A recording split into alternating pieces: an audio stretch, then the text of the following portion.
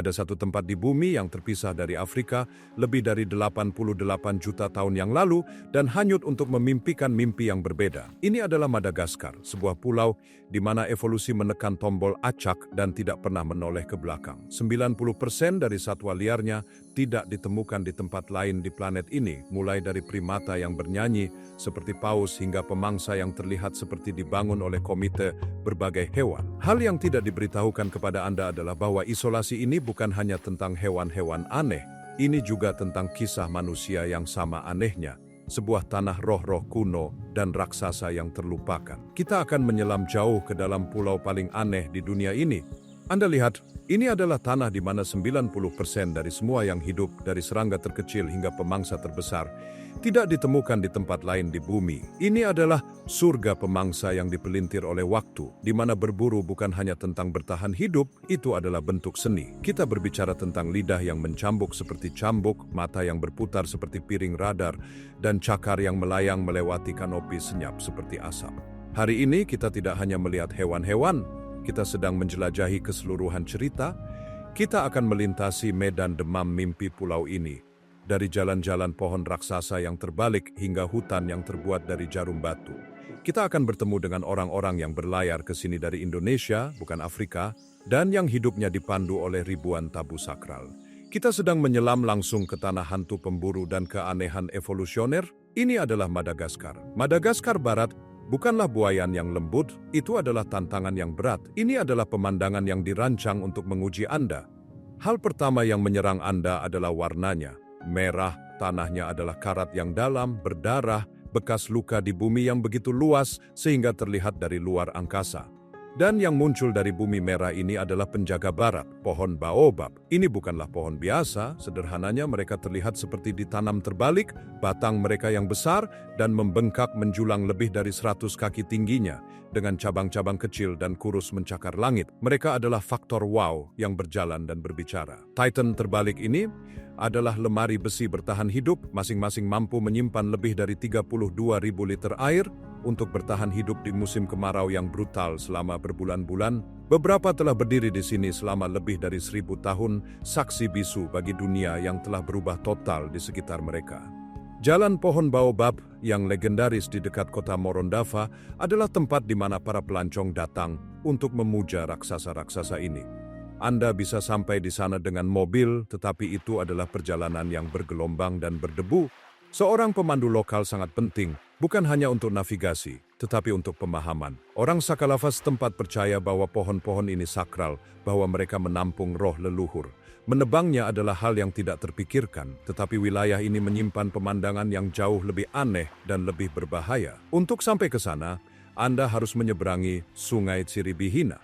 Di beberapa tempat, Anda mungkin menemukan jembatan beton, tetapi di luar sana, di alam liar yang terpencil, Anda berada di bawah belas kasihan Free Riot. Ini pada dasarnya adalah rakit kayu, terbuat dari papan yang diikat bersama, yang mengangkut mobil, orang, dan ternak melintasi arus yang dihiasi buaya. Itu adalah ujian iman. Dan apa yang ada di sisi lain, sebuah tempat yang terlihat seperti rahang neraka meletus dari bumi. Ini adalah Tsingy de Bemaraha, sebuah situs warisan dunia UNESCO. Tsingy adalah kata Malagasy yang berarti di mana seseorang tidak bisa berjalan tanpa alas kaki. Dan mereka tidak bercanda. Ini adalah hutan khas batu kapur yang besar dan luas. Terkikis oleh ribuan tahun hujan, menjadi labirin jarum dan puncak yang setajam silet, beberapa memotong lebih dari 200 kaki tingginya. Mereka cukup tajam untuk mengelupas kulit karena sentuhan yang ceroboh.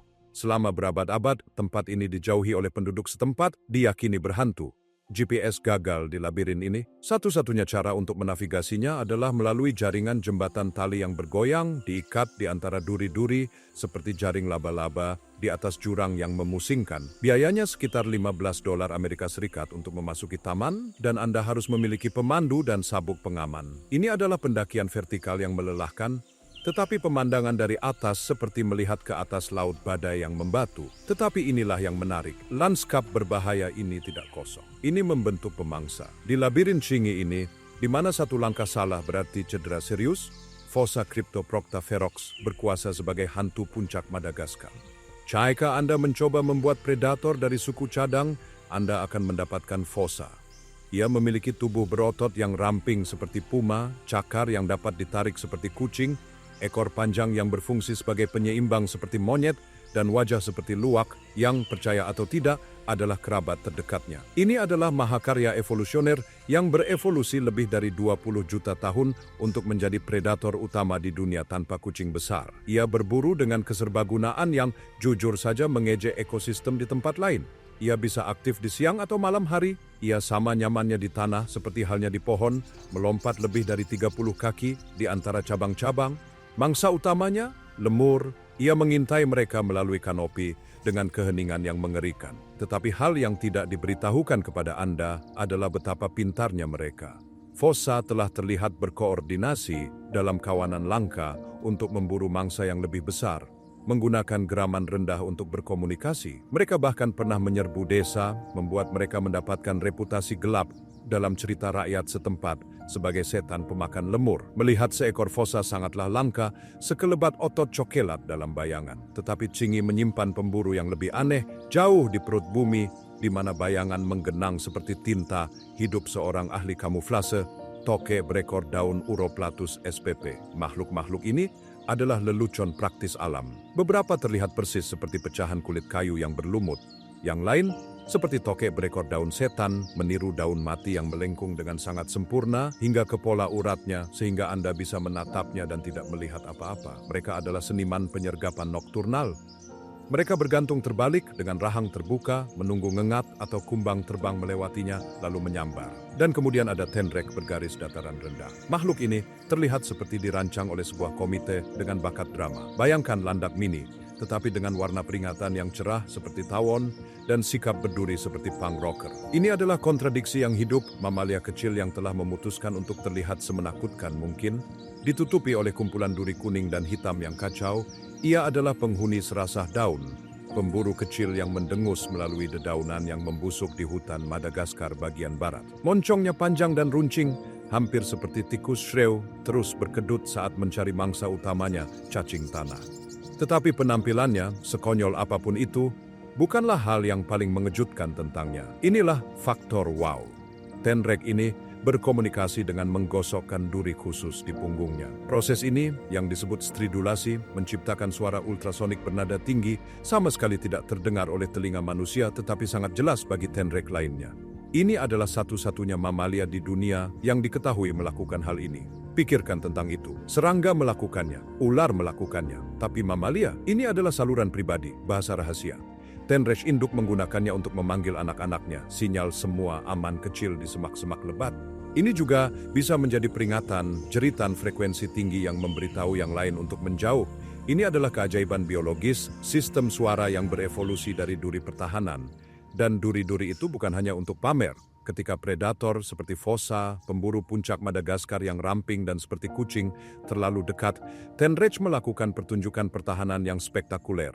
Ia mendirikan jambul duri panjang dan tajam di sekitar lehernya, membuat dirinya terlihat 2 kali lebih besar dan jauh lebih berbahaya. Jika fossa cukup bodoh untuk menekan serangan, Tenrek tidak hanya akan meringkuk, ia akan mengarahkan duri-duri bergerigi yang dapat dilepaskan tepat ke hidung atau cakar sensitif predator dan menyerang mundur, menusukkan duri-duri itu jauh ke dalam daging penyerangnya. Duri-duri ini dirancang untuk patah dan menancap, menyebabkan rasa sakit yang luar biasa dan potensi infeksi. Itu adalah pelajaran yang kebanyakan fossa hanya perlu pelajari 1 kali.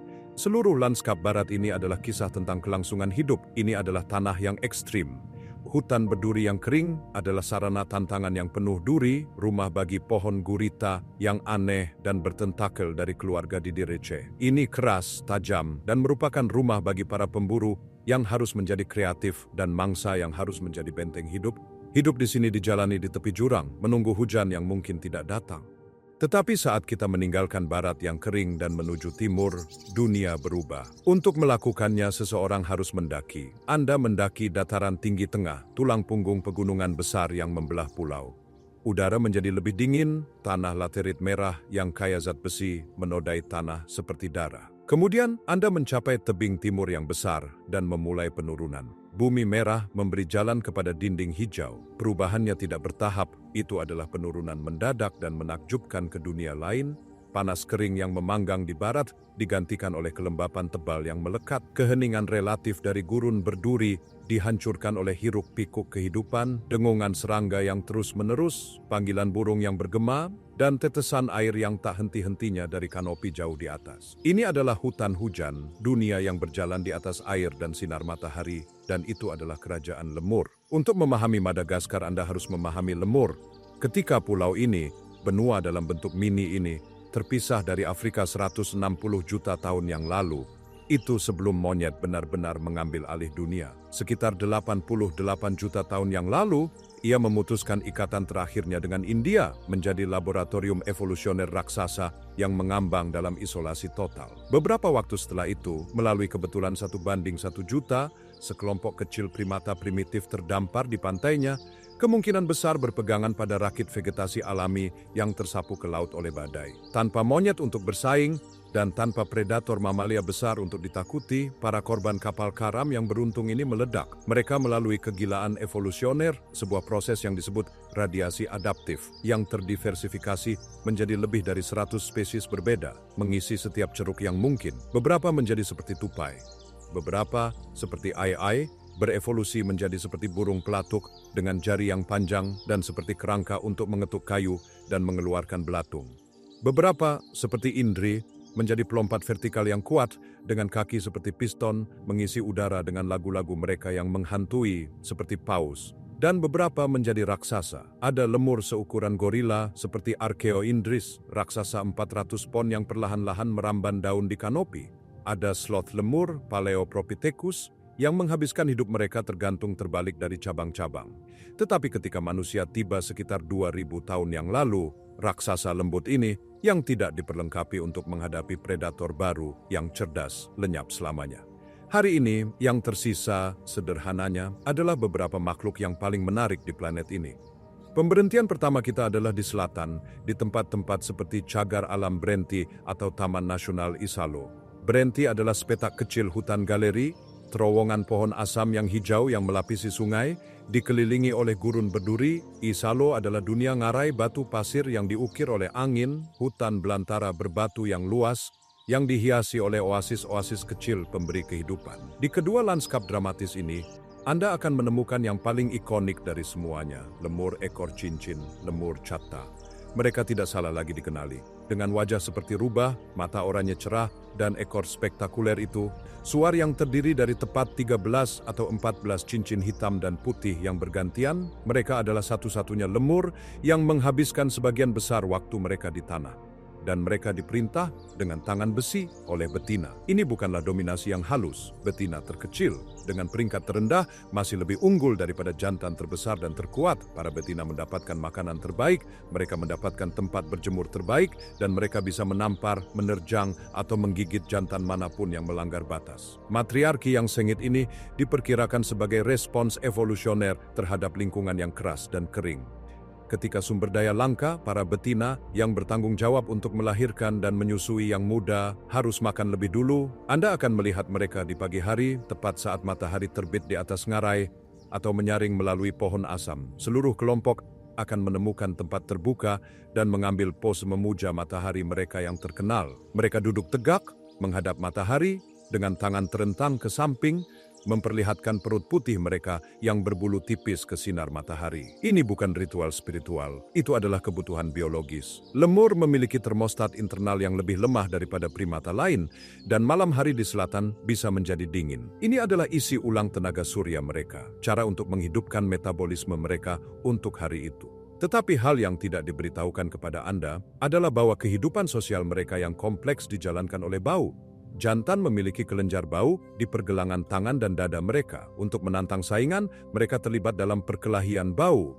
Ini bukan metafora. Mereka akan menggosok ekor mereka yang panjang dan lebat di atas kelenjar pergelangan tangan mereka yang dipersenjatai dengan taji kecil dan berduri, memuati mereka dengan parfum pribadi mereka sendiri, seperti kesturi, seperti grapefruit. Kemudian, dua rival akan berdiri menjauh, saling melotot, dan mulai melambai-lambaikan ekor mereka di atas bahu mereka, menjentikan gumpalan aroma langsung ke wajah lawan mereka. Ini adalah perang aroma yang aneh dan non-kekerasan, strategi evolusioner yang brilian untuk menyelesaikan perselisihan tentang status tanpa menggunakan perkelahian fisik yang dapat menyebabkan cedera. Yang kalah adalah yang mundur lebih dulu, merangkak pergi dalam kekalahan penciuman.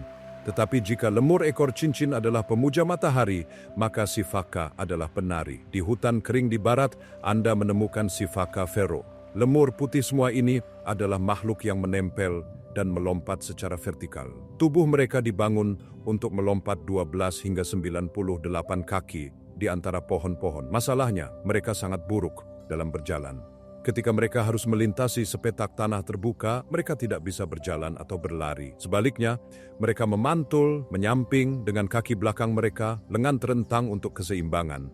Itu terlihat persis seperti permainan hopscotch anak-anak, tarian Sifaka, yang benar-benar lucu. Untuk melihat ini, Anda melakukan perjalanan ke taman seperti hutan Kirindi. Tiket masuk harian murah, sekitar $10, tetapi keajaiban sebenarnya adalah jalan malam. Disinilah Anda menemukan yang benar-benar aneh. Saat kita bergerak ke hutan hujan lebat dan subur di timur, seperti Taman Nasional Andasibe Mantadia atau Ranomafana, kisah lemur menjadi lebih aneh. Taman ini adalah impian turis, berkabut, penuh anggrek, dan dapat diakses. Anda dapat menginap di lodge seperti Fakona Forest Lodge atau Setam Lodge, di mana Anda dapat bangun dengan suara hutan. Dan sungguh suara yang luar biasa. Ini adalah rumah Indri.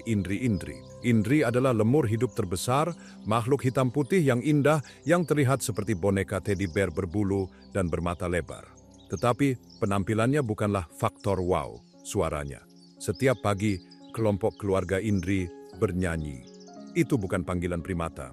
Itu adalah lagu melengking, seperti paus yang bergema lebih dari 2 mil melalui kabut. Ini adalah panggilan teritorial. Cara mengatakan, ini adalah wilayah hutan kami. Mendengarnya adalah pengalaman yang menusuk tulang belakang dan tak terlupakan. Penduduk setempat, suku Betsi Misaraka, percaya Indri adalah sakral, bahwa mereka adalah leluhur mereka, Baba Koto, atau ayah manusia. Itu adalah fadi atau tabu untuk memburu mereka, tetapi hutan ini juga menyembunyikan para spesialis. Lemur bambu adalah contoh sempurna dari kreativitas evolusi.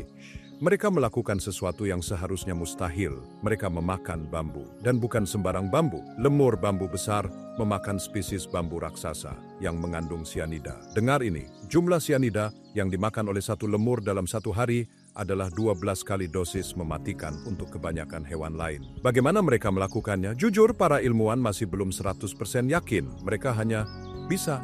Dan kemudian ada goblin, primata paling aneh di bumi, Ai. Makhluk ini sangat aneh sehingga ketika pertama kali ditemukan, para ilmuwan mengira itu adalah hewan pengerat raksasa. Ia nokturnal dengan mata oranye besar yang bersinar, telinga besar seperti kelelawar, dan gigi seperti hewan pengerat yang tidak pernah berhenti tumbuh. Tetapi fitur yang paling gila adalah tangannya. Jari-jarinya panjang dan seperti kerangka, tetapi jari tengahnya adalah hal yang mengerikan. Ia sangat panjang, tipis, dan bertulang seperti ranting mati. Ai adalah pencari makan perkusi. Ia berburu belatung di dalam pohon, ia berlari di sepanjang cabang, mengetuk kayu dengan jari kerangka itu mungkin 6 hingga 8 kali per detik, sementara telinga raksasanya berputar, mendengarkan gema ruang berongga, di mana belatung mungkin bersembunyi. Ketika ia mendengar satu, ia menggunakan gigi setajam siletnya untuk menggerogoti lubang di kayu, lalu memasukkan jari panjang dan menyeramkan itu untuk meraba-raba dan menusuk belatung.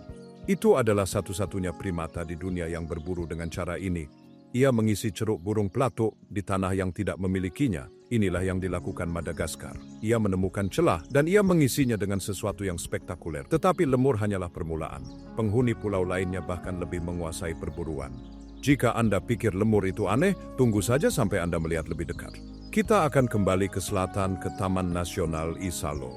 Tempat ini seperti Grand Canyon versi Madagaskar, tetapi dengan nuansa dunia yang hilang. Ini adalah dataran tinggi besar dari batu pasir era Jurassik, diukir oleh angin dan air menjadi ngarai yang dalam, formasi batuan aneh, dan oasis tersembunyi berbingkai pohon palem dengan air terjun dan kolam renang alami piscine naturel. Ini adalah tempat yang populer bagi para pelancong. Anda dapat menyewa pemandu di kota terdekat Ranohira dan mendaki selama berhari-hari. Pemandangannya epik, tetapi itu juga merupakan tempat suci bagi orang-orang bara yang menggunakan tebing dan gua sebagai situs pemakaman bagi orang mati mereka. Dan disinilah, di hutan dan ngarai kering, Anda menemukan master sejati peperangan balistik bunglon. Madagaskar adalah markas besar dunia untuk bunglon. Setengah dari semua spesies bunglon di dunia hidup di sini dan hanya di sini. Mulai dari raksasa seukuran kucing rumah hingga makhluk kecil yang begitu mungil sehingga bisa duduk di kepala korek api. Anda lihat, bunglon adalah mesin berburu yang sempurna dan hidup. Pertama, ada mata. Mata mereka dipasang pada menara kecil dan dapat berputar 360 derajat secara independen. Bunglon dapat melihat ke depan dan ke belakang pada saat yang sama, memberinya 0 titik buta ketika ia melihat mangsanya, belalang, kumbang, lalat. Ia mengunci kedua matanya ke depan, memberinya penglihatan binokular untuk menilai jarak dengan presisi sempurna. Kemudian, ada perubahan warna yang terkenal. Tapi inilah yang tidak diberitahukan kepada Anda, itu sebenarnya bukan untuk kamuflase, itu adalah cincin suasana hati. Bunglon mengubah warna untuk berkomunikasi. Bunglon panther jantan akan memancarkan warna biru elektrik, hijau, dan merah untuk memperingatkan saingan atau untuk mengesankan betina. Warna gelap dan kusam berarti ia stres atau kedinginan.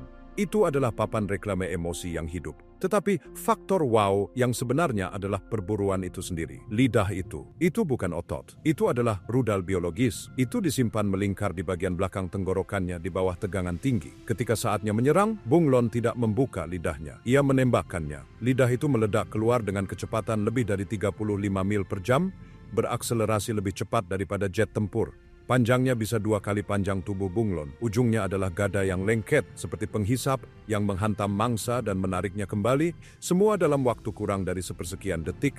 Ini adalah penyergapan tanpa celah. Anda bisa melihat bunglon australet raksasa, salah satu yang terbesar di dunia, berburu burung kecil. Dan jika Anda memiliki pemandu yang sangat baik, mereka mungkin dapat menemukan yang terkecil untuk Anda. Bruxia micra atau nano bunglon adalah reptil terkecil di bumi. Ia hidup di serasah daun, berburu tungau. Satu individu dewasa dapat dengan nyaman beristirahat di ujung jari Anda. Reptil di sini adalah master ilusi. Kita sudah bertemu tokek berekor daun, tetapi sepupunya, tokek berekor daun berlumut Uroplatus fantasticus, membawanya ke tingkat yang lain. Seluruh tubuhnya adalah permadani dari lipatan, jumbai, dan warna yang membuatnya tidak dapat dibedakan dari spetak lumut atau lumut kerak di cabang. Mereka adalah master Photoshop, berbaur dengan sangat sempurna sehingga predator utama mereka, fossa, akan berjalan melewatinya. Pulau ini adalah laboratorium hidup untuk kamuflase, mimikri, dan penyergapan. Tetapi tidak semua pemburu di sini adalah reptil. Saat kita bergerak ke jantung pulau, kita menemukan predator langit dan budaya yang mendefinisikan tanah ini. Kita meninggalkan pantai liar dan menuju ke pedalaman, naik ke dataran tinggi tengah. Ini adalah tulang punggung Madagaskar, tempat perbukitan yang bergelombang, kawah gunung berapi, dan lanskap yang memberi pulau itu julukannya, Pulau Merah Besar. Hal pertama yang Anda perhatikan adalah tafi, atau pertanian tebang dan bakar. Itu adalah praktik yang menghancurkan yang telah memusnahkan lebih dari 90% hutan asli Madagaskar, sebuah krisis yang didorong oleh kemiskinan dan kebutuhan akan arang dan lahan pertanian. Tanah merah berdarah ke sungai-sungai dan keluar ke laut, tetapi apa yang telah diukir manusia dari lanskap ini dengan caranya sendiri indah. Dataran tinggi ditutupi oleh mosaik hijau cemerlang dari sawah bertingkat, yang mendaki bukit seperti tangga zamrud raksasa. Nasi adalah makanan pokok kehidupan Malagasy. Mereka makan lebih banyak nasi per kapita daripada orang lain di bumi. Dan di jantung semuanya adalah ibu kota, Antananarivo atau Tana. Tana adalah kota yang kacau, berwarna-warni, bersemangat, dan berantakan. Ia dibangun di atas serangkaian bukit curam, dengan rumah-rumah kolonial Prancis berwarna pastel berguling menuruni lereng. Semuanya berpusat di sekitar Rova, Istana Ratu, yang terletak di bukit tertinggi. Pasar, seperti Analakili, adalah serangan sensorik kerumunan orang, bau rempah-rempah, vanila, dan asap diesel, dengan warung-warung yang menjual segalanya mulai dari pakaian bekas hingga zebu yang baru disembelih, sapi punuk yang merupakan hewan serbaguna di pulau itu. Apa yang banyak diabaikan adalah bahwa orang Malagasy sendiri adalah teka-teki evolusioner. Orang pertama yang menetap di pulau ini tidak datang dari Afrika, hanya 300 mil jauhnya. Mereka datang dari Borneo, lebih dari 4.000 mil melintasi Samudra Hindia dengan kano cadik kecil sekitar tahun 500 Masehi. Bahasa Malagasy, diet berbasis nasi, pertanian bertingkat, semuanya Asia Tenggara. Kemudian pedagang Afrika dan Arab tiba. berbaur menjadi 18 kelompok etnis berbeda yang ada hari ini. Perpaduan budaya ini telah menciptakan seperangkat kepercayaan yang unik. Semuanya berpusat pada satu hal, leluhur. Di Madagaskar, orang mati tidak hilang. Mereka hanya dalam keadaan yang berbeda, dan mereka adalah kekuatan paling kuat dalam kehidupan sehari-hari. Hidup diatur oleh ribuan fadi atau tabu yang bervariasi dari desa ke desa. Mungkin fadi untuk menunjuk ke makam, fadi untuk makan daging babi, atau fadi untuk bekerja pada hari Selasa. Ungkapan paling terkenal dari kepercayaan ini adalah Famadihana atau pembalikan tulang. Itu adalah festival yang menggembirakan di mana keluarga menggali jasad leluhur mereka setiap beberapa tahun. Mereka membungkus kembali jasad-jasad itu dalam kain kafan sutra segar, kemudian mereka menari, bernyanyi, dan berpesta dengan para leluhur, membawa mereka berkeliling desa, memberitahu mereka gosip lokal, sebelum mengembalikan mereka ke makam dengan hadiah uang dan rum. Bagi orang luar, itu mungkin terlihat aneh, tetapi bagi orang Malagasy, itu adalah tindakan cinta dan rasa hormat yang mendalam. Lanskap budaya yang kaya ini juga merupakan rumah bagi pemburu uniknya sendiri. Lahan basah dan sungai di dataran tinggi adalah tempat berburu elang ikan Madagaskar. Ini adalah salah satu burung pemangsa paling langka di dunia, dengan hanya sekitar 250 pasang yang tersisa. Ini adalah burung megah yang meluncur di atas air, menyambar ikan dengan cakar besarnya. Tangisannya, yang bergema di seberang air, dikatakan terdengar seperti manusia yang meratap, memberinya tempat penghormatan mendalam dalam cerita rakyat setempat. Hutan menyembunyikan pemburu yang lebih terspesialisasi. Fangas adalah keluarga burung yang merupakan jawaban Madagaskar untuk burung Finch Darwin. Mereka semua berevolusi dari satu nenek moyang yang sama, tetapi beradaptasi menjadi bentuk yang sangat berbeda. Fanga helm memiliki paruh besar, biru cerah seperti helm untuk menghancurkan serangga besar. Fanga paruh sabit memiliki paruh panjang, melengkung seperti pedang, untuk menyelidiki jauh ke dalam kulit pohon mencari belatung. Dan di dasar hutan, Anda memiliki tenrek lagi. Tenrek landak besar terlihat persis seperti landak Eropa, tetapi itu tidak ada hubungannya. Ini adalah kasus evolusi konvergen, di mana dua hewan yang tidak berhubungan berevolusi dengan fitur yang sama untuk memecahkan masalah yang sama. Mereka mendengus melalui tanah, menyedot semut dan rayap, tetapi untuk benar-benar mengalami sisi surga Madagaskar, Anda harus meninggalkan dataran tinggi dan menuju ke laut. Jika jantung Madagaskar berwarna merah, tepinya berwarna biru kehijauan yang cemerlang. Pulau ini dihiasi dengan garis pantai lebih dari 3.000 mil dan pulau-pulau lepas pantainya adalah impian tropis. Yang paling terkenal dari ini adalah Nosy Be, pulau besar di lepas pantai barat laut. Ini adalah hotspot turis Madagaskar dan untuk alasan yang bagus. Ini adalah pulau vulkanik, subur dan hijau, dan baunya secara harfiah seperti parfum. Udara tebal dengan aroma ilang-ilang yang manis dan berat, bunga yang ditanam di sini, dan diekspor ke Prancis untuk menjadi dasar parfum kelas atas seperti Chanel nomor 5.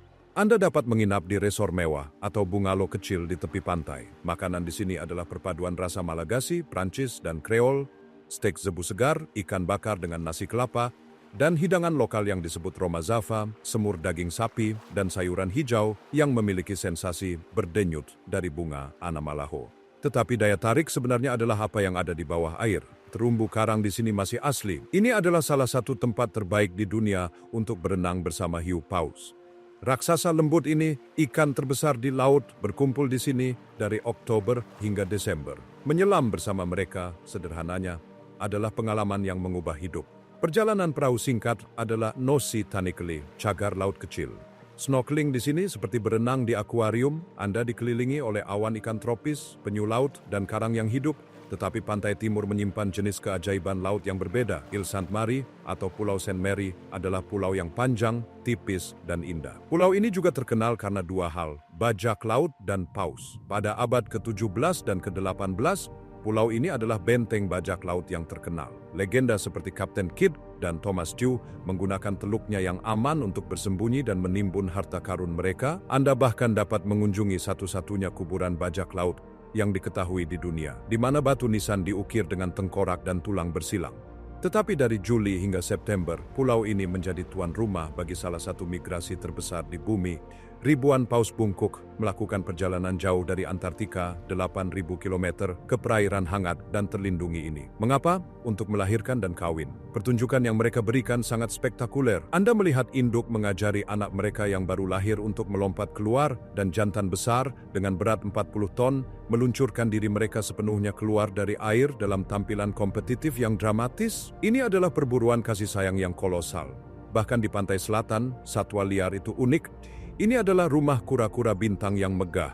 Cangkang mereka diukir dengan pola seperti bintang yang luar biasa, menjadikan mereka salah satu kura-kura paling indah di dunia. Mereka dapat hidup selama lebih dari 150 tahun. Pejalan kaki kuno yang merumput pada sukulen, saksi bisu bagi tanah yang aneh ini. Madagaskar adalah sebuah pulau, tetapi ia memiliki saudara kandung. Tepat di barat laut terletak kepulauan vulkanik kecil yang sama anehnya, dan bahkan lebih bergejolak. Mengambang di antara Madagaskar dan Afrika adalah Kepulauan Komoro. Ini adalah saudara perempuan kecil Madagaskar yang berapi-api. Mereka secara geologis muda, ditempa oleh gunung berapi yang masih sangat aktif. Pulau utama, Grande Comore, didominasi oleh Gunung Kartala. Ini adalah salah satu gunung berapi perisai terbesar dan paling aktif di dunia. Kalderanya, mulut 3 kali 4 km, meletus setiap beberapa dekade, memuntahkan lahar dan pasir hitam hingga ke pantai.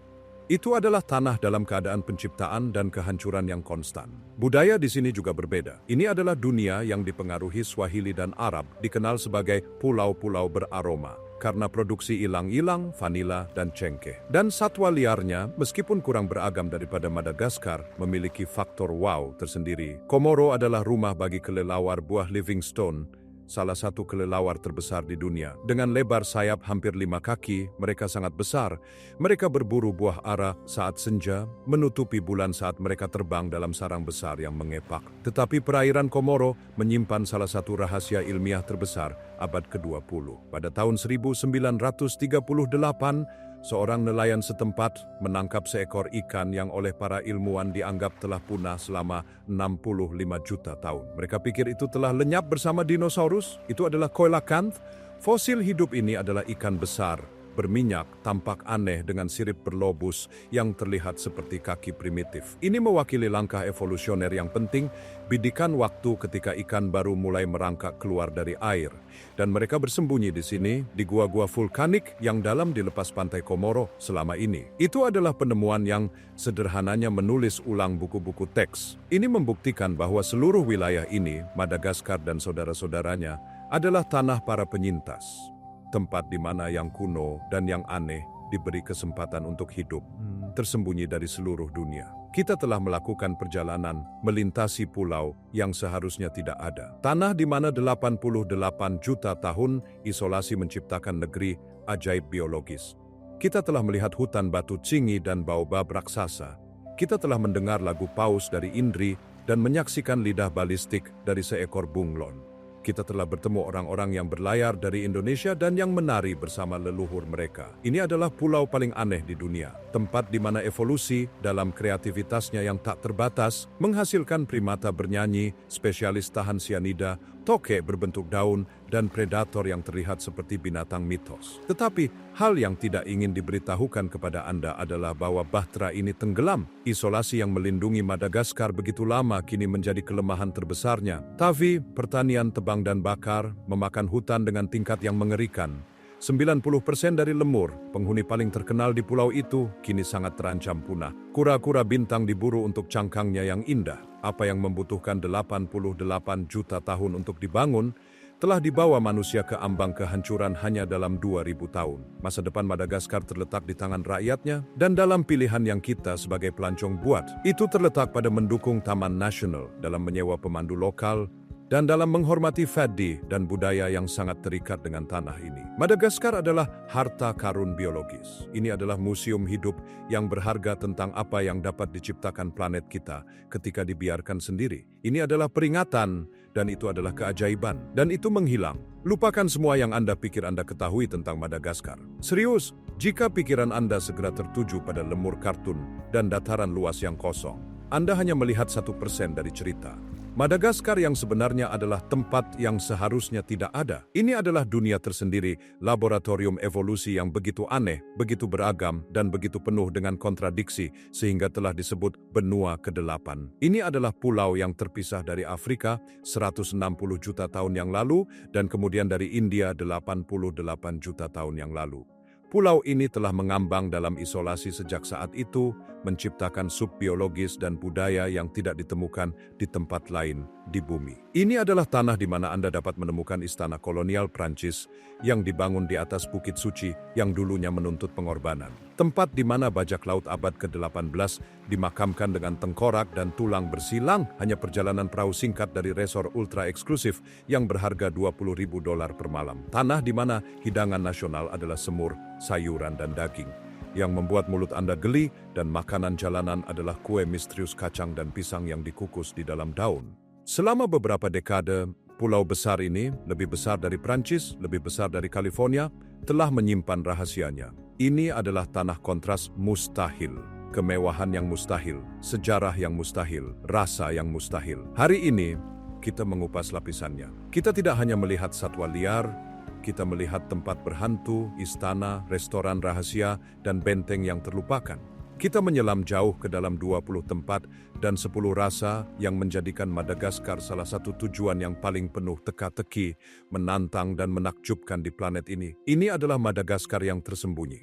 Dan apa yang akan Anda lihat akan mengubah segalanya. Perjalanan Anda ke dalam teka-teki Madagaskar dimulai di ibu kotanya, Antananarivo. Sebagian besar pelancong hanya menyebutnya tanah. Dan dari langit, kota itu terlihat seperti gelombang kekacauan umat manusia, kota yang luas dari bukit bertingkat, pasar yang ramai, dan lalu lintas yang macet. Mudah untuk mengabaikannya, mudah untuk menggunakannya hanya sebagai persinggahan. Tetapi itu akan menjadi kesalahan besar. Karena tersembunyi di dalam kota yang berpenduduk hampir 2 juta orang ini adalah kunci untuk memahami seluruh pulau. Ini adalah pusat raja-raja kuno, jaringan parut kekuasaan kolonial, dan tempat kelahiran Madagaskar modern yang baru. Kamp dasar Anda di kota yang ramai ini, Anda membutuhkan oasis. Anda membutuhkan Radisson Blu Hotel, Antananarivo Waterfront. Ini bukan hanya hotel, ini adalah benteng kenyamanan modern. Letaknya di tepi danau, struktur kaca dan baja yang berkilauan, yang tampaknya mengapung di atas kekacauan. Di dalamnya semuanya adalah pemandangan panorama, fasilitas spa, dan kamar-kamar yang secara sempurna memadukan kemewahan internasional dengan seni Malagasy. Anda berada di ibu kota, tetapi Anda terlindung darinya. Ini adalah tempat yang sempurna untuk menyesuaikan diri, untuk membangun energi Anda karena Anda akan membutuhkannya. Oasis perkotaan ini adalah pintu gerbang Anda, langkah pertama Anda yang bergaya ke dataran tinggi. Dari sini, Anda berada di posisi yang sempurna untuk menjelajahi teka-teki tanah. Dan teka-teki pertama terletak tinggi di atas kota, hantu yang mengawasi semua orang. Kita berbicara tentang Rova Antananarivo. Ini adalah bekas kompleks istana kerajaan. Selama berabad-abad, ini adalah pusat kekuasaan mutlak untuk kerajaan Merina yang akhirnya memerintah hampir seluruh pulau.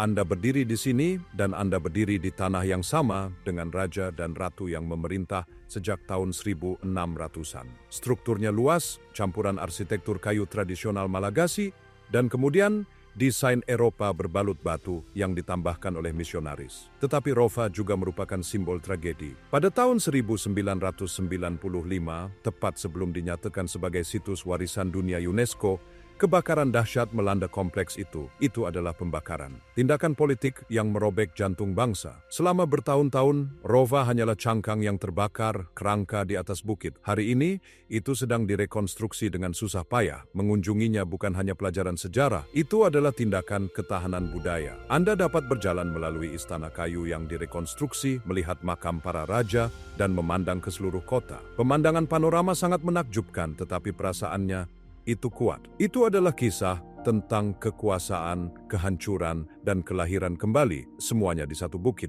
Tetapi Rova bukanlah satu-satunya pusat kekuasaan.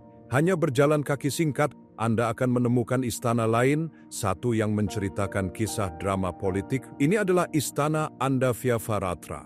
Bangunan barok merah muda yang mencolok ini selesai pada tahun 1872. Itu bukan untuk raja atau ratu, itu adalah kediaman Perdana Menteri Rainilai Arifoni. Dan disinilah ceritanya menjadi gila. Perdana Menteri ini adalah salah satu pria paling kuat dalam sejarah Malagasy.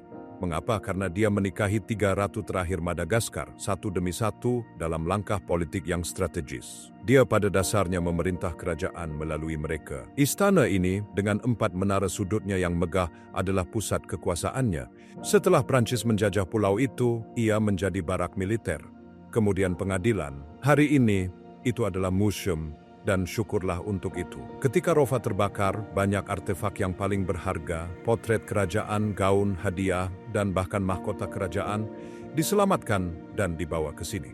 Jadi hari ini, untuk melihat harta karun sejati monarki Malagasy, Anda harus mengunjungi Istana Perdana Menteri. Ini adalah kisah intrik, drama kolonial, dan sejarah yang diselamatkan, semuanya di dalam satu mahakarya abad ke-19. Kota ini adalah kue lapis sejarah. Dan tidak semuanya kerajaan. Untuk melihat pengaruh kolonial Prancis, Anda hanya perlu melihat stasiun kereta api, Gare de Soarano. Ini bukan stasiun kereta api biasa Anda. Dibangun pada awal tahun 1900-an, ini adalah bagian menakjubkan dari arsitektur Prancis, lengkap dengan menara jam besar dan detail besi tempa, diletakkan tepat di tengah Samudra Hindia. Itu dirancang oleh arsitek yang sama yang bekerja di Musée d'Orsay di Paris. Tetapi lihat lebih dekat, fasadnya dihiasi dengan motif Malagasy. Ini adalah perpaduan yang sempurna, sebuah fusi.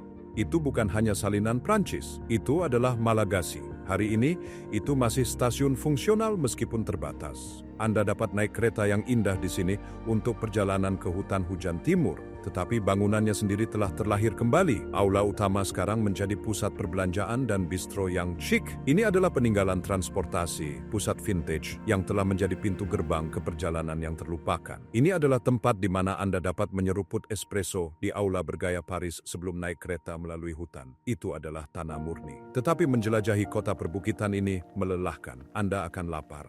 Dan tanah menyembunyikan beberapa rahasia kuliner paling canggih di seluruh Afrika. Lupakan apa yang Anda pikir Anda ketahui tentang makanan Afrika. Ingat, akar Madagaskar sama Asianya dengan Afrika dengan dosis teknik Prancis yang sangat-sangat berat. Pemberhentian pertama Anda, itu harus restoran La Farang. Ini, tanpa diragukan lagi, salah satu restoran terbaik di seluruh benua. Bertempat di villa era kolonial yang cantik, berjalan di sini terasa seperti melangkah mundur ke masa lalu. Dekorasinya adalah kayu gelap, barang antik dan peta lama. Dan makanannya, ini adalah teka-teki kuliner. Koki mengambil bahan-bahan tradisional Malagasy, hal-hal yang telah tumbuh di pulau ini selama ribuan tahun, dan menerapkan teknik gourmet Prancis yang cermat. Kita berbicara steak zebu, sapi punuk lokal, yang sangat empuk sehingga dipotong seperti mentega. Kita berbicara udang sungai, bebek, dan makanan penutup yang diresapi dengan ekspor paling terkenal dari semuanya, vanila Madagaskar. Ini bukan hanya makanan, ini adalah pengalaman pemenang penghargaan yang meliputi dunia.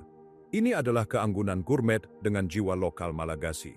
Tetapi suasana santap malam mewah tanah bukanlah keajaiban sekali jadi. Jika La Farange adalah raja yang mapan, Marais Restoran adalah pelopor yang berani. Ini adalah restoran gourmet sejati pertama Madagaskar. Yang pertama benar-benar mendorong batas-batas dan berkata, masakan lokal kita dapat bersaing di panggung dunia. Suasana di sini intim, eksklusif. Mereka menawarkan menu, mencicipi multi hidangan yang berubah seiring musim. Koki mendapatkan bahan-bahan dari seluruh pulau, menciptakan hidangan yang seindah rasanya. Mereka terkenal dengan pasangan anggur mereka, menampilkan anggur lokal Malagasy yang secara mengejutkan bagus. Makan di Marais adalah tentang kebanggaan. Ini adalah perpaduan budaya, pernyataan bahwa rasa Madagaskar siap untuk sorotan global. Ibu kota tanah bukan tempat untuk dilewati. Itu adalah jantung pulau yang berdetak, kota hantu kerajaan, gema kolonial, dan rasa kelas dunia. Dan itu baru permulaan. Anda tidak bisa memahami Madagaskar tanpa memahami makanannya. Itu menceritakan kisah pemukiman pulau itu. Orang pertama di sini bukan dari Afrika. Mereka adalah orang-orang Austronesia. Mereka menyeberangi seluruh Samudra Hindia dengan kano cadik dari Borneo. Pikirkan tentang itu. Mereka membawa serta nasi, kelapa, dan pisang. Kemudian, orang-orang berbahasa Bantu tiba dari daratan Afrika, membawa zebu, kacang-kacangan, dan sayuran hijau yang berbeda. Kemudian datang pedagang Arab dengan rempah-rempah, pedagang India dengan kari, dan akhirnya Prancis dengan roti mereka, kue-kue mereka, dan teknik kompleks mereka. Semua budaya ini bertabrakan di dapur Malagasy. Dan hasilnya, masakan yang benar-benar unik. Dan semuanya berkisar pada satu hal, fari diucapkan far, nasi. Nasi bukanlah lauk pauk di Madagaskar. Itu adalah acara utama. Segala sesuatu yang lain hanyalah laoka, pendamping. Mereka makan nasi untuk sarapan, makan siang, dan makan malam. Bahkan, orang Malagasy memiliki salah satu konsumsi nasi per kapita tertinggi di bumi. Tetapi apa yang mereka makan dengannya? Disitulah keajaiban terjadi. Mari kita mulai dengan hidangan nasional yang akan Anda temukan di mana-mana, dari gubuk pinggir jalan yang paling sederhana hingga restoran paling mewah. Itu disebut romazava. Intinya, itu adalah semur sederhana. Itu adalah daging zebu atau kadang-kadang ayam atau babi yang direbus dengan tomat, bawang, dan jahe. Tetapi ia memiliki bahan rahasia, bunga yang disebut Bredes mafana atau anamalaho. Bunga ini, ketika dimasak, melepaskan senyawa alami yang menciptakan sensasi kesemutan, pins and needles yang lembut di mulut Anda. Itu tidak pedas seperti cabai. Itu adalah desiran listrik. Itu membuat mulut Anda berair dan meningkatkan semua rasa lainnya. Makan romazava adalah pengalaman seluruh tubuh. Ini berkaldu, aromatik, dan disajikan di atas tumpukan nasi. Itu adalah jiwa Madagaskar dalam mangkuk. Selanjutnya, Anda harus mencoba ravitoto. Hidangan ini terlihat intens. Ini adalah pasta hijau tua yang pekat. Dan itu bukan untuk orang yang penakut. Itu terbuat dari daun singkong, tanaman yang sama, yang memberi kita tapioka, yang ditumbuk menjadi bubur. Bubur daun singkong ini kemudian dimasak perlahan selama berjam-jam secara tradisional dengan lemak babi atau zebu, meskipun santan sering digunakan di daerah pesisir. Bawang putih ditambahkan, dan semuanya direbus hingga kaya, bersahaja, dan sangat mengenyangkan. Ini memiliki rasa yang sedikit pahit, hijau yang seimbang sempurna oleh kekayaan lemak atau kelapa, disajikan dengan nasi. Itu adalah makanan kenyamanan Malagasy yang paling utama. Untuk sarapan, Anda akan menemukan feri amin anana. Ini adalah bahan bakar pagi untuk dataran tinggi. Ini adalah bubur nasi, tetapi gurih, tidak manis. Nasi dimasak dengan air ekstra sampai menjadi seperti sup dan dicampur dengan sayuran hijau cincang dan kadang-kadang sedikit daging atau sosis. Ini hangat, menghibur, dan memberi Anda energi yang Anda butuhkan untuk menghadapi hari. Jika Anda ingin zebu murni tanpa campuran, Anda meminta hen ombi ritra. Ini adalah jawaban Malagasy untuk pulled pork atau beef brisket. Itu adalah daging sapi zebu direbus perlahan dalam sarinya sendiri, hanya dengan beberapa bawang dan mungkin sedikit jahe. Dimasak selama berjam-jam sampai empuk, dan sausnya adalah rasa daging sapi yang pekat, gelap, dan terkonsentrasi. Ini sederhana, sempurna, dan merupakan bukti kualitas daging lokal.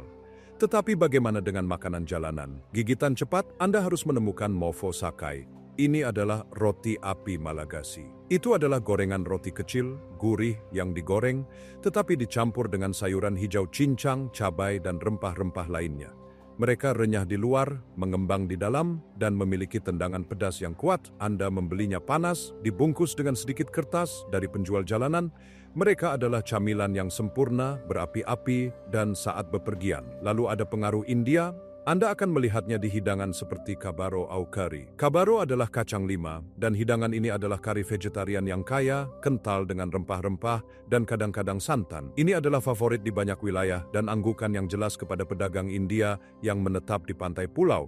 Untuk mendinginkan segalanya, Anda akan menemukan lasari avokat. Itu adalah salad, tetapi itu adalah salad Malagasy. Alpukat dingin, dipotong dadu, dicampur dengan tomat, bawang, dan vinaigrette yang sederhana dan tajam. Disajikan sebagai hidangan pembuka atau lauk untuk memotong kekayaan semur. Ini menyegarkan, tropis, dan bukti bahwa kadang-kadang hal-hal yang paling sederhana adalah yang terbaik. Di pantai, makanan berubah. Zebu mundur dan makanan laut menjadi pusat perhatian. Klasik adalah akoho shivoanio, ayam dalam santan kelapa. Ini adalah hidangan yang ringan, lembut, dan harum, di mana ayam direbus dalam santan dengan jahe dan kunyit. Ini adalah rasa pulau-pulau, rasa yang menghubungkan Madagaskar ke Asia Tenggara dan pantai Swahili. Dan untuk hidangan penutup, jalanan dan pasar telah membantu Anda. Cari bonbon koco. Ini adalah permen klasik di pinggir jalan. Itu hanya kelapa segar parut, dimasak dengan gula sampai menjadi karamel dan saling menempel. Ini kenyal, sangat manis, dan dikemas dengan rasa kelapa. Tetapi hidangan penutup yang paling unik adalah koba. Ini adalah misteri Malagasy sejati.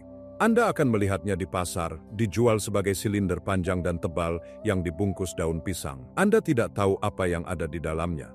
Ketika Anda membeli sepotong, mereka memotongnya dengan tali. Di dalamnya Anda melihat kue yang padat dan lengket. Itu terbuat dari pasta kacang tanah dan pisang giling, dicampur dengan tepung beras, dan kemudian dimaniskan. Pasta ini dibungkus dengan daun pisang, dan kemudian dikukus atau direbus selama berjam-jam, kadang-kadang bahkan berhari-hari. Hasilnya adalah energi bar yang padat, portabel, sedikit manis, dan sangat kacang. Itu tidak seperti kue lain yang pernah Anda miliki. Itu adalah makanan kuno, makanan pelancong, dan rasa sejati dari kecerdikan pulau. Sejarah Madagaskar bukanlah narasi garis sederhana, itu adalah jaring kusut kerajaan yang kuat, bajak laut yang brutal, penjajah kolonial, dan kekuatan spiritual yang masih memegang kekuasaan hari ini.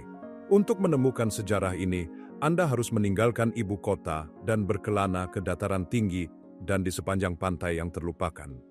Pemberhentian pertama kita adalah tempat yang sangat sakral, sangat penting. Itu dideklarasikan sebagai situs warisan dunia UNESCO. Ini adalah Bukit Kerajaan Ambohimanga. Terletak tepat di luar tanah, ini adalah jantung spiritual Kerajaan Merina. Itu adalah benteng, istana, dan kota suci, semuanya dalam satu. Selama 500 tahun, ini adalah tempat lahir dinasti. Situs ini dikelilingi oleh dinding besar, dibangun pada abad ke-15. Tetapi dinding ini bukan hanya batu, itu dibangun dengan mortar yang terbuat dari putih telur, jutaan dari mereka untuk memberinya kekuatan. Anda melewati salah satu dari 7 gerbang suci, pintu batu cakram besar yang digulirkan terbuka dan tertutup oleh lusinan pria. Di dalamnya, Anda menemukan istana kayu asli yang sederhana, Rovas, dari raja-raja awal. Ini sederhana, gelap, dan dipenuhi dengan rasa sejarah yang nyata. Anda dapat melihat makam kerajaan, cekungan suci yang digunakan untuk mandi kerajaan, dan batu zebu pengorbanan. Tempat ini dianggap sangat sakral, sehingga selama beberapa dekade, otoritas kolonial Prancis melarang siapapun untuk mengunjungi. Takut itu akan memicu pemberontakan. Ini adalah simbol warisan Malagasy yang tidak dijajah, benteng spiritual yang masih dihormati. Ketika Anda berdiri di sini, Anda bukan hanya turis, Anda adalah tamu di rumah leluhur raja, tetapi raja-raja Madagaskar bukanlah satu-satunya kekuatan di pulau itu. Selama 100 tahun, Madagaskar adalah pusat dunia bajak laut. Kita menuju ke pantai, ke sebuah pulau bernama Nosy Boraha, lebih dikenal dengan nama Prancisnya Île Sainte-Marie. Pada akhir abad ke-17 dan awal ke-18, pulau ini adalah utopia bajak laut. Tokoh-tokoh terkenal seperti Kapten Kidd, Thomas Tew, Henry Avery, dan Olivier Levasseur yang dikenal sebagai si elang tikus, semuanya menggunakan pulau ini sebagai pangkalan. Itu berlokasi sempurna di jalur perdagangan, memiliki air tawar, dan jauh dari jangkauan angkatan laut kerajaan. Mereka akan berlayar dari sini untuk menjarah kapal-kapal kaya yang datang dari India. Mereka tinggal di sini, berdagang di sini, dan mereka mati di sini. Di daratan utama, di seberang teluk kecil, Anda akan menemukan pemakaman bajak laut di Nosy Boraha. Ini bukan taman hiburan. Ini adalah kuburan nyata abad ke-18, terletak di bukit berumput yang menghadap ke air. Anda harus berjalan melalui hutan bakau dan kemudian tiba-tiba Anda ada di sana. Makam-makamnya kuno, tertutup lumut dan tanaman tropis. Dan di atasnya ukiran, samar tetapi jelas. Tengkorak dan tulang bersilang, satu makam terkenal dikatakan milik Thomas Tew. Ini adalah tempat peristirahatan terakhir bagi beberapa pria paling ditakuti di bumi. Berdiri di sini, dengan angin Samudra Hindia yang hangat bertiup, Anda tidak bisa tidak bertanya-tanya legenda mana yang benar. Rahasia apa yang dikubur bersama mereka? Apakah kisah-kisah harta karun yang luas dan terkubur di pulau ini hanyalah cerita? Atau apakah ada sesuatu yang lebih? Itu adalah momen wow. Teka-teki swashbuckling yang 100% nyata. Sejarah pulau ini adalah pertarungan pengaruh. Para bajak laut, para raja, dan tentu saja orang Eropa. Di ujung utara Madagaskar, di kota Antsiranana yang juga disebut Diego Suarez, Anda akan menemukan simbol mencolok dari pengaruh kolonial Prancis itu. Ini adalah Katedral Bunda Maria dari La Salette. Dibangun pada abad ke-19, katedral Katolik ini adalah keajaiban arsitektur. Ia memiliki 2 menara besar yang megah dan jendela kaca patri yang indah. Itu adalah sepotong Prancis yang terinspirasi gotik, duduk di atas bukit yang menghadap ke salah satu pelabuhan alami terbesar di dunia. Ini adalah tengara spiritual, suara iman, yang mencerminkan sejarah utara yang kompleks dan berlapis-lapis. Ini adalah perpaduan dunia, berdiri tegak di langit tropis. Tetapi sejarah Madagaskar bahkan lebih jauh ke belakang daripada raja-raja, bajak laut, atau Prancis. Jauh sebelum salah satu dari mereka, pulau ini adalah persinggahan penting di jalur perdagangan Samudra Hindia. Untuk melihat bukti, Anda harus melakukan perjalanan ke ujung selatan, ke tempat yang jarang dilihat. Di sini, menghadap ke laut, Anda akan menemukan reruntuhan Benteng Manda.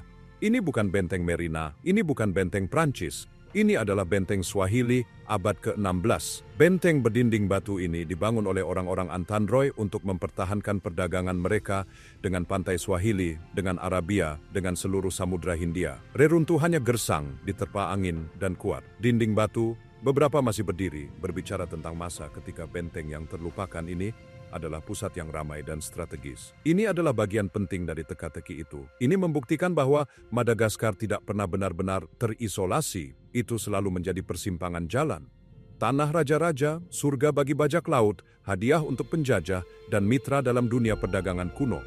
Jika sejarah Madagaskar kasar dan berlapis, kemewahan modernnya berada di alam semesta lain sepenuhnya. Di kepulauan utara yang terpencil dan di semenanjung pribadi, jenis tujuan baru telah muncul. Ini bukan hanya hotel, itu adalah fantasi.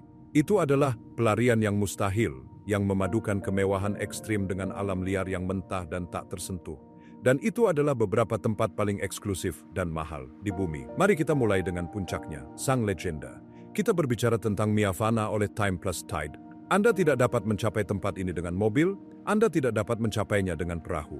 Perjalanan Anda ke Miafana dimulai dengan helikopter yang membawa Anda pergi ke pulau terpencil Nosy Ankau. Ini bukan resort, ini adalah koleksi 14 villa pribadi yang lebih mirip istana modernis. Masing-masing memiliki kolam renang pribadi, pelayan pribadi, dan akses langsung ke pantai pasir putih seperti gula halus. Desainnya semua garis bersih, kaca dari lantai ke langit-langit, dan bahan-bahan alami. Tetapi kemewahan sebenarnya bukan hanya villa, itu adalah akses. Dari sini, Anda dapat naik helikopter itu untuk melacak lemur mahkota yang terancam punah di cagar alam pribadi. Anda bisa pergi menyelam di terumbu karang yang hampir tidak pernah dilihat siapapun. Anda bisa pergi memancing di laut dalam untuk trevali raksasa atau hanya piknik pribadi di gundukan pasir yang sepi. Ini adalah kemewahan terpencil di hotspot keanekaragaman hayati. Ini adalah sarang seperti James Bond dari keindahan dan privasi yang mustahil. Ini mendefinisikan kembali apa arti liburan pantai. Jika Miafana adalah benteng modern kemewahan, maka Constance Sarabanjina adalah surga tanpa alas kaki. Ini adalah pulau pribadi lain, kali ini di lepas pantai Nosy Be. Sarabanjina berarti pulau pasir yang indah, dan itu bukan berlebihan. Resort ini adalah eco-luxury. Vilanya indah, bungalow beratap jerami, terletak di vegetasi, masing-masing dengan pantai pribadinya sendiri. Filosofi di sini, tanpa sepatu, tanpa berita. Ini adalah detox digital terakhir. Anda benar-benar terisolasi. Anda menghabiskan hari-hari, Anda snorkeling di terumbu karang rumah yang masih asli, berjalan di pantai yang tak tersentuh, dan makan makanan laut segar yang luar biasa.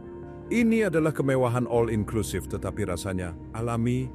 Ini adalah perpaduan mustahil antara isolasi total dan kenyamanan yang mudah. Ini adalah tempat untuk melepaskan diri dari dunia dan terhubung langsung dengan alam. Lebih jauh ke selatan, di daratan utama, Anda menemukan jenis kemustahilan yang berbeda. Ini adalah Anjajaville Lodge.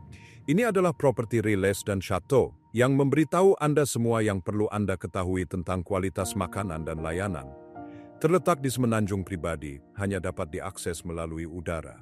Anda mendarat di landasan pribadi dan Anda segera berada di cagar alam pribadi 1000 hektar. Bungalow tepi pantai sangat cantik, dibangun dengan kayu rosewood. Tetapi faktor wow di sini adalah satwa liar. Anda tidak perlu mencarinya, itu datang kepada Anda. Lemur Sifaka cockerel dengan bulu putih cerah mereka menari melalui pepohonan tepat di sebelah lodge. Lemur coklat akan bergabung dengan Anda dari jarak yang sopan di oasis, taman tempat mereka datang untuk bermain. Anda dapat mengambil jalan-jalan alam berpemandu, menemukan gua-gua tersembunyi, dan di penghujung hari, menikmati makan malam pribadi yang disiapkan di pantai, menyaksikan matahari terbenam melukis pohon baobab raksasa dalam siluet. Ini adalah perendaman sejati dalam satwa liar, tetapi dengan fasilitas bintang 5. Tetapi kemewahan di Madagaskar bukan hanya tentang isolasi. Ini juga tentang penyembuhan. Di pulau populer Nosy Be, Anda akan menemukan Ravinsara Wellness Hotel. Ini adalah surga holistik. Ini bukan tentang helikopter, ini tentang penyembuhan. Resor ini terletak di kebun raya seluas 12 hektar yang dipenuhi bunga tropis dan aroma ilang-ilang. Fokusnya di sini adalah pada spa. Mereka menggunakan minyak esensial lokal, vanila, ilang-ilang, Ravinsara di semua perawatan mereka. Ada pavilion yoga yang menghadap ke laut, taman meditasi, dan restoran yang berfokus pada makanan organik, sehat, lambat. Ini adalah tempat untuk datang setelah perjalanan panjang, tempat untuk menenangkan diri. Ini adalah pengingat bahwa keanekaragaman liar Madagaskar juga mencakup energi penyembuhan yang mendalam. Juga di Nosy Be, bagi mereka yang mencari pengasingan romantis, ada Manga Soa Lodge. Ini adalah butik lodge, bukan resor yang luas. Ia hanya memiliki segelintir bungalow ramah lingkungan, dibangun dengan bahan tradisional dan menghormati lanskap. Kolam renang infinity tampaknya meleleh langsung ke laut. Kunci di sini adalah desain berkelanjutan dan pertemuan laut. Lodge ini di pantai barat adalah basis yang sempurna untuk mengamati paus di musimnya. Paus bungkuk datang ke sini untuk melahirkan. Anda juga dapat melihat hiu paus, raksasa lembut lautan. Manga Soa adalah tentang membuktikan bahwa kemewahan bisa berskala kecil, berkelanjutan, dan sangat terhubung dengan laut. Akhirnya, ada pelarian bagi orang yang menginginkan alam liar sejati, tetapi tidak ingin tidur di tanah. Ini adalah Eden Lodge. Terletak di Madagaskar Utara, di pantai terpencil, ini adalah glamping yang dibawa ke tingkat yang sama sekali baru. Ini adalah tenda eco-luxury, tetapi tenda adalah kata yang salah. Ini adalah istana kanvas. Dengan tempat tidur 4 tiang, kamar mandi desainer, dan dek pribadi, semuanya diatur tepat di atas pasir. Seluruh lodge berdampak rendah. Ia berjalan dengan tenaga surya. Makanannya semua bersumber dari nelayan dan petani lokal. Tidak ada pendingin ruangan, hanya angin laut. Ini adalah se-off-grid yang bisa Anda dapatkan sambil tetap menikmati kenyamanan mutlak. Ini adalah tempat yang menyeimbangkan pengaturan alam yang mentah dan murni dengan etos lingkungan yang mendalam. Ini adalah masa depan perjalanan. Tempat-tempat ini lebih dari sekadar hotel. Mereka adalah tujuan dalam diri mereka sendiri. Mereka adalah sisi mustahil Madagaskar, di mana alam paling liar di bumi bertemu dengan tingkat kemewahan yang sederhana melampaui kepercayaan. Lodge-lodge kelas atas sangat mengejutkan. Ibu kota adalah hiruk-pikuk. Tetapi jiwa Madagaskar sering ditemukan di tempat-tempat di antaranya, di kota-kota yang lebih kecil, di jalan pedesaan, dan di restoran yang dikelola keluarga yang menyajikan rasa pulau yang nyata dan bersahaja. Disinilah Anda menemukan sisi lain dari keramahan Malagasy, Madagaskar. Benua ke-8, tanah yang mengapung di Samudra Hindia, tidak terikat oleh aturan dunia yang kita kenal. Ini adalah tempat baobab kartun, lemur hantu, hutan batu bergerigi kuno. Kita datang ke sini mencari yang hilang dan yang mustahil. Kita datang ke sini untuk sejarah, untuk petualangan, untuk semua ketidaknyataan yang menakjubkan. Tetapi kita telah mengabaikan sesuatu. Kita telah melupakan cara yang paling mendasar, paling intim untuk memahami budaya. Kita lupa untuk mencicipinya. Apa makanan Malagasy? Dunia pada umumnya tetap diam. Ini adalah lubang hitam kuliner.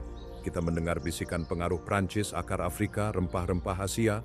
Tetapi kebenarannya jauh lebih kompleks, lebih tersembunyi, dan jauh lebih lezat. Makanan Madagaskar adalah sejarah rahasia pulau itu sendiri. Ini adalah kisah yang diceritakan dalam zebu yang direbus, dalam nasi yang diresapi kelapa, dalam rempah-rempah yang tidak tumbuh di tempat lain di bumi. Ini bukan masakan tunggal. Ini adalah 1000 masakan, berevolusi dalam isolasi, tersembunyi di dataran tinggi terpencil, terselip di pantai yang terlupakan, dan berkembang di kota-kota gerbang yang berdebu. Hari ini, kita tidak hanya menjelajahi Madagaskar, kita mencicipinya. Kita akan melakukan ekspedisi kuliner untuk menemukan tempat makan yang paling tersembunyi di pulau itu, dapur yang paling otentik, dan rahasia gourmetnya yang paling mengejutkan. Lupakan resor bintang 5, lupakan jebakan turis. Kita akan pergi ke jantung, kita akan pergi ke pantai, kita akan pergi ke tempat-tempat yang tidak hanya menyajikan makanan untuk Anda, mereka menyajikan jiwa pulau ini untuk Anda. Ini adalah perjalanan ke dalam rasa benua ke-8. Dan apa yang kita temukan akan mengubah cara Anda melihat tanah ini selamanya.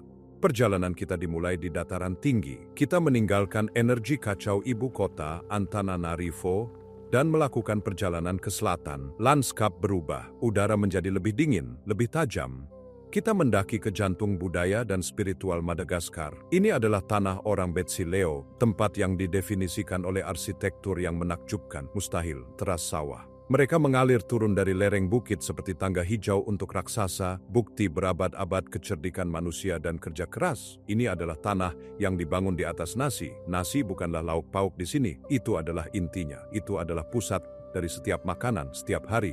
Dan di pusat wilayah ini kita menemukan sebuah kota, Fianarantsoa. Mereka menyebutnya kota pendidikan yang baik. Ini adalah ibu kota akademik dan intelektual pulau itu. Itu juga secara diam-diam ibu kota pembuatan anggur Madagaskar. Jalanan adalah labirin yang kacau, indah dari bangunan era kolonial, pasar yang ramai, dan tangga yang berliku. Ini adalah kota para pemikir, petani, pembuat anggur, dan di sini, terselip di bangunan bersejarah yang bersahaja, Anda tidak akan menemukan restoran gourmet Prancis yang steril dengan taplak meja putih. Anda akan menemukan sesuatu yang jauh lebih baik. Anda akan menemukan Chez Eugenie Restoran. Dari luar, itu bersahaja.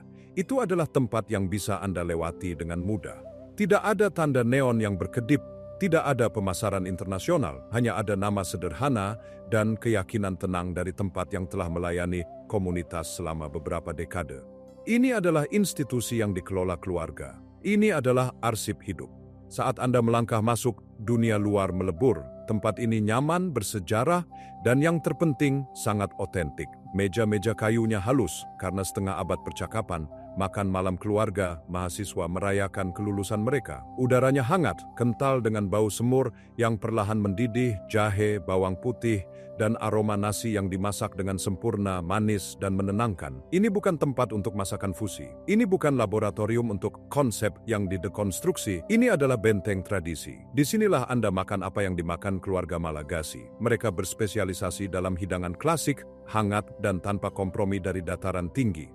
Ini adalah makanan orang Betsileo. Anda akan menemukan Roma Zava, hidangan nasional Madagaskar. Itu adalah wahyu. Ini adalah semur kompleks daging zebu, sapi punuk ikonik pulau itu, direbus selama berjam-jam sampai hancur hanya dengan sedikit sentuhan garpu. Tetapi rahasianya, hal yang membuatnya Malagasy adalah bunga Anamalau. Mereka menyebutnya parakres.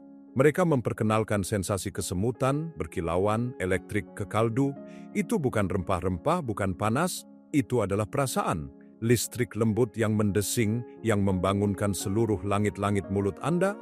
Dan kemudian ada Rafitoto, hidangan yang terdengar sederhana tetapi memegang alam semesta rasa. Itu adalah daun singkong yang ditumbuk dan direbus. Kedengarannya pedesaan, hampir primitif, tetapi rasanya itu adalah hijau yang bersahaja, dalam, kompleks, secara tradisional diperkaya dengan santan, dan kadang-kadang potongan kecil babi atau zebu. Itu adalah rasa sejati dari bumi Malagasy. Diubah menjadi sesuatu yang gurih dan sangat adiktif, dan tentu saja ada nasi. Ferry disajikan dalam tumpukan. Itu adalah kanvas tempat rasa-rasa ini dilukis. Makan di Chez Eugenie bukanlah transaksi. Rasanya seperti diundang ke rumah seseorang untuk makan malam. Itu bersahaja. Itu hangat. Itu adalah penyelaman yang lezat, hangat, dan asli ke dalam rasa daerah yang telah diturunkan, ibu ke anak perempuan, ayah ke anak laki-laki, selama beberapa generasi. Ini adalah garis dasar. Ini adalah jiwa dataran tinggi. Tetapi pedesaan tidak berarti sederhana. Dan dataran tinggi hanyalah perhentian pertama kita. Untuk menemukan rahasia kita berikutnya, kita harus meninggalkan dataran tinggi. Kita harus pergi ke barat. Kita melakukan perjalanan berjam-jam di jalan yang kurang seperti jalan dan lebih seperti saran. Perbukitan hijau bertingkat memberi jalan kepada lanskap yang lebih kering, lebih panas, lebih berdebu. Bumi berubah menjadi merah karat yang dalam. Ini adalah domain baobab. Kita menuju ke selat Mozambik, menuju bagian pulau yang lebih liar dan tak tersentuh. Tujuan kita adalah kota yang disebut Belo Sur Tsiribihina. Ini adalah kota gerbang. Ini adalah pos terdepan perbatasan yang berdebu dan luas.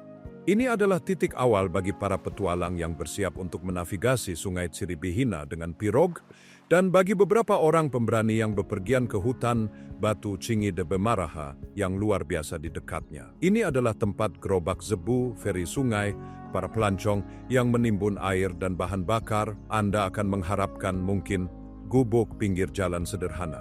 Tempat untuk mendapatkan sepiring nasi dan kacang sebelum menuju ke hutan belantara. Anda mengharapkan fungsi, bukan seni. Sebaliknya, Anda menemukan Metzebu. Tempat ini adalah kejutan. Ini adalah anomali. Ini adalah fatamorgana kuliner yang seharusnya tidak ada. Itu pedesaan, ya. Bangunannya terbuka, dibangun dari kayu lokal dengan atap jerami yang berpadu sempurna dengan lingkungan liar. Tetapi satu pandangan ke dapur, satu pandangan ke menu, dan Anda menyadari bahwa Anda telah tersandung ke dimensi yang berbeda. Ini adalah santapan mewah pedesaan. Koki adalah jenius kreatif, seorang visioner yang melihat kota terpencil dan berdebu ini bukan sebagai batasan tetapi sebagai inspirasi. Dia menggunakan semua produk lokal, segar dari pertanian. Dia telah menjalin hubungan dengan setiap petani, setiap nelayan, setiap pencari makanan di wilayah ini. Menu sering ditulis di papan tulis sederhana karena berubah setiap hari. Itu berubah berdasarkan apa yang bagus di pasar pagi itu, apa yang dibawa oleh nelayan sungai, apa yang matang sempurna di kebun. Disinilah tradisi Malagasy diimajinasikan kembali dengan teknik Prancis yang menakjubkan. Anda mungkin menemukan ravioli udang sungai. Ini bukan udang yang dibudidayakan. Ini adalah udang air tawar besar dan lezat, ditarik dari sungai Ciribihina hanya beberapa jam sebelumnya. Dibungkus dalam pasta buatan tangan yang halus dan setipis kertas. Anda mungkin menemukan carpaccio zebu. Pikirkan tentang itu. Zebu yang perkasa dan berotot, seekor hewan yang kuat dan bekerja, diiris sangat tipis sehingga menjadi kanvas yang lembut dan meleleh. Itu dibumbui bukan dengan keju parmesan, tetapi mungkin dengan retakan lada foazzi periferi liar, lada langka dan harum yang tumbuh hanya di hutan belantara Malagasy, dan gerimis minyak zaitun lokal yang tidak disaring. Anda mungkin menemukan dada bebek digoreng dengan sempurna, diletakkan di atas ubi jalar ungu, dan dihiasi dengan saus yang terbuat dari madu liar lokal. Anda mungkin menemukan hidangan penutup menggunakan buah-buahan lokal yang belum pernah Anda dengar, sorbet yang terbuat dari sirsak, tart yang terbuat dari nangka. Krem brulee halus yang diresapi dengan rasa vanila Malagasy yang mustahil untuk dijelaskan, vanila yang paling berharga di bumi. Mat Zebu adalah bukti pesona pedesaan dan inovasi kuliner yang tiada henti. Ini adalah tempat makan tersembunyi dari urutan tertinggi. Itu adalah pertaruhan, Project Gairah, sebuah pernyataan.